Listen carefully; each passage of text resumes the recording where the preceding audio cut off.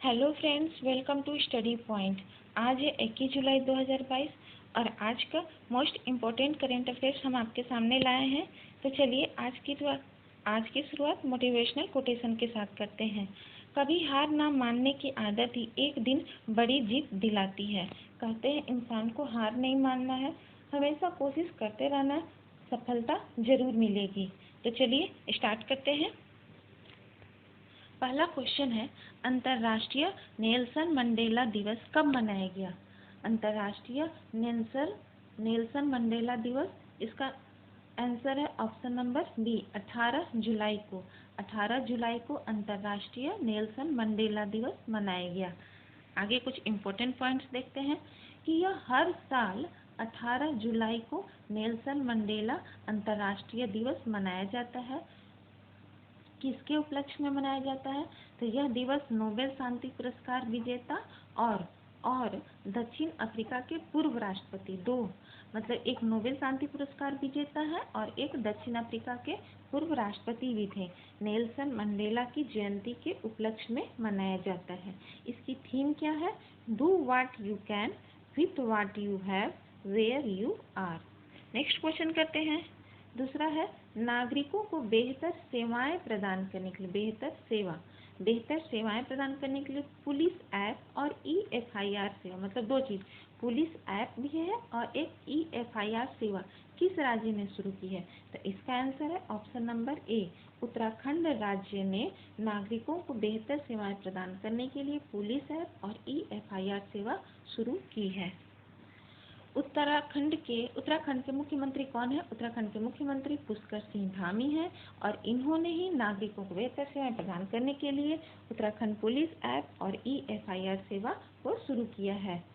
इस ऐप के माध्यम से क्या होगा? इस ऐप के माध्यम से लोग वेब पोर्टल या मोबाइल फ़ोन के जरिए अपने चोरी किए हुए सामानों का, अपने चोरी हुए वाहनों या गुमशुदा दस्तावेजों का ऑनलाइन रिपोर्ट करा सकते हैं। ऑनलाइन रिपोर्ट राज्य के किसी भी जनपद से घर बैठे करा सकेंगे।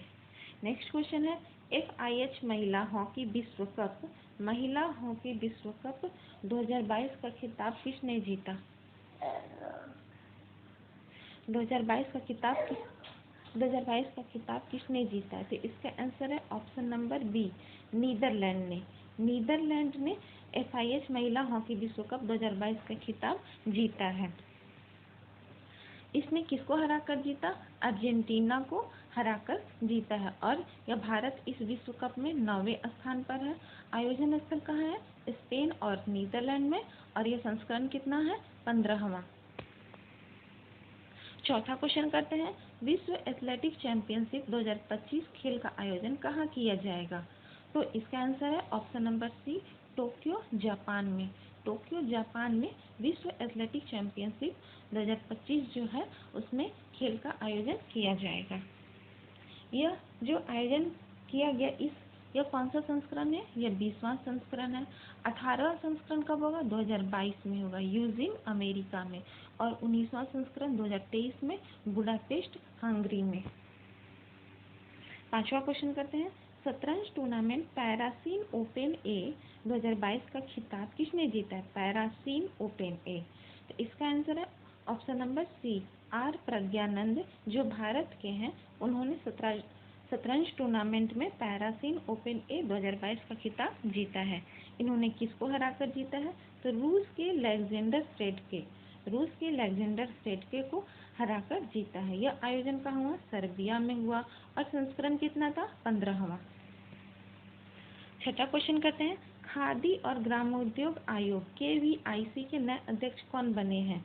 तो इसका आंसर है option number C, Manoj Kumar जो है खादी और ग्रामोद्योग आयोग के नए अध्यक्ष बने हैं। इन्होंने किसका स्थान लिया है? इन्होंने विनय कुमार सक्सेना का स्थान लिया है। खादी KVIC का फुल फॉर्म है khadi and village industries commission. Khadi और ग्रामोद्योग आयोग की स्थापना कब हुई? 1956 में और मुख्यालय है मुंबई। अच्युतन कुद्दलूर का 77 वर्ष की आयु में निधन हो गया। यह कौन थे? तो यह प्रसिद्ध कलाकार थे।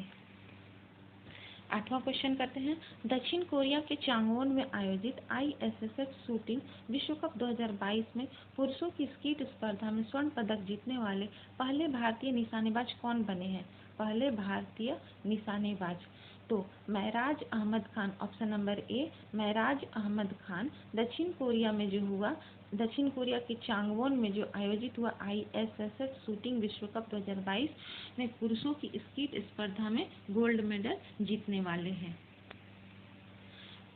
इन्होंने महराज अहमद खान ने फाइनल में 40 में से 37 हिट रिकॉर्ड के साथ गोल्ड मेडल जीता है।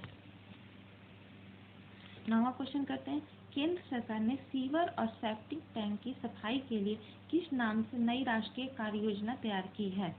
तो किस नाम से तैयार की है? तो इसका आंसर है ऑप्शन नंबर सी नमस्ते। और किस सरकार ने? केंद्र सरकार ने सीवर और सेप्टिक टैंक की सफाई के लिए नमस्ते नाम से नई राष्ट्रीय कार्य योजना तैयार की है। नमस्ते का फुल फॉर्म है national action plan for mechanised sanitation ecosystem.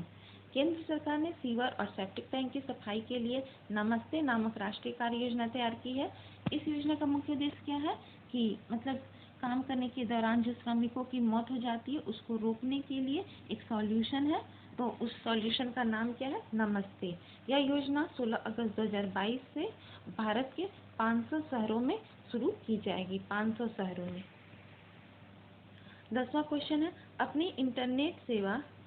Internet सेवा शुरू करने वाला भारत का पहला राज्य कौन सा बना है? अपनी इंटरनेट सेवा शुरू करने वाला तो यह राज्य है ऑप्शन नंबर बी केरल।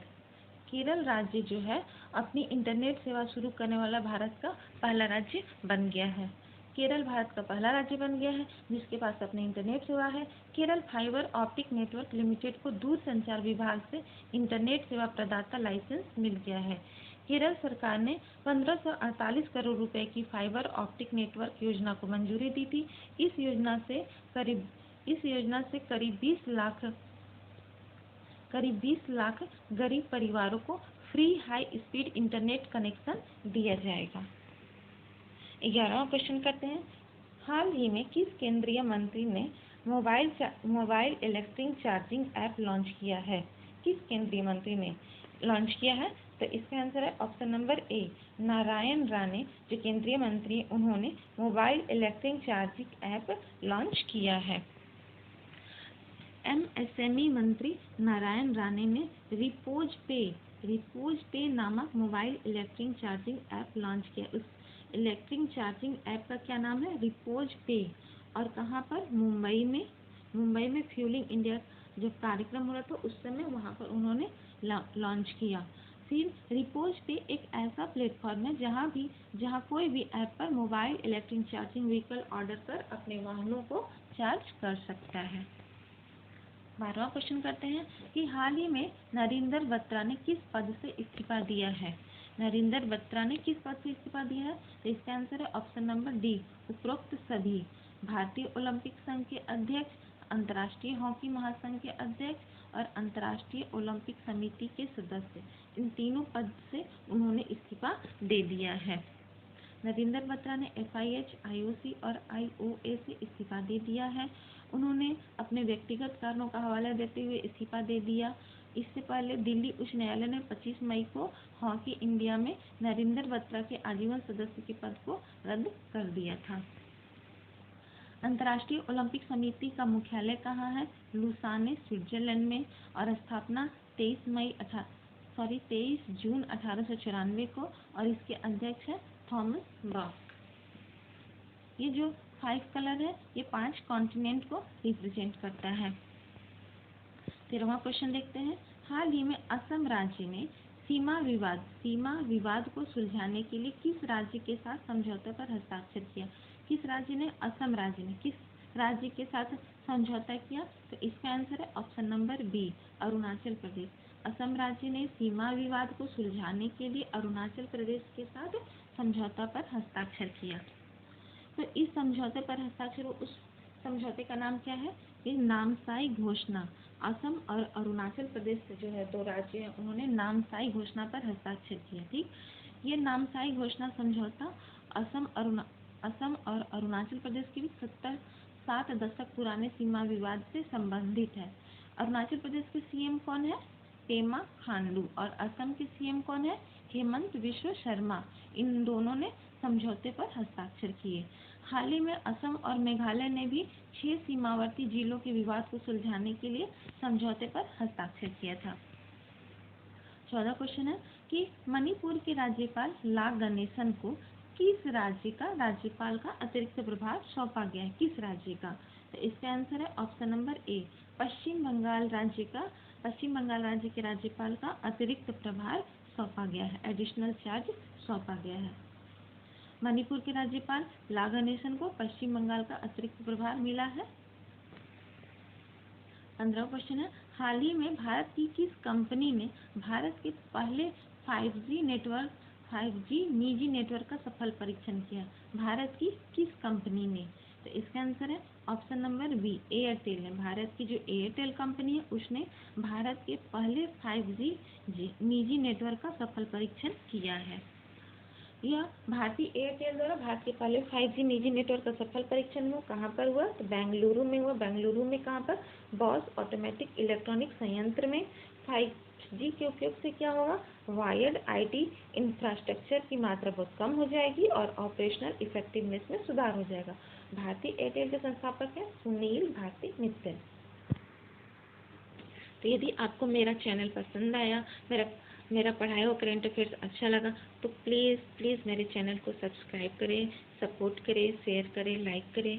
और आपका अपना कीमती समय देने के लिए बहुत बहुत धन्यवाद।